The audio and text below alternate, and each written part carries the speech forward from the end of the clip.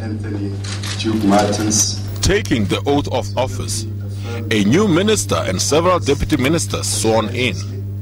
Ben Martins, a tactical deployment, heads the powerful transport ministry.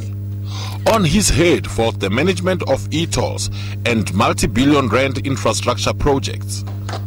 The Constitutional Court will hear arguments in the e-toll case on August the 15th.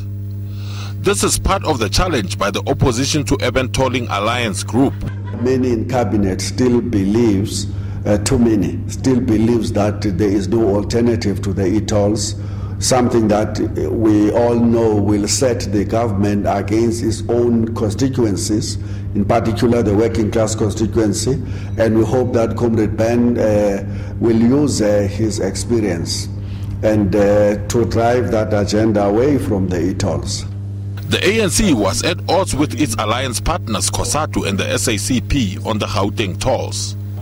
Analysts believe Martins' appointment will help mend the rift in the alliance.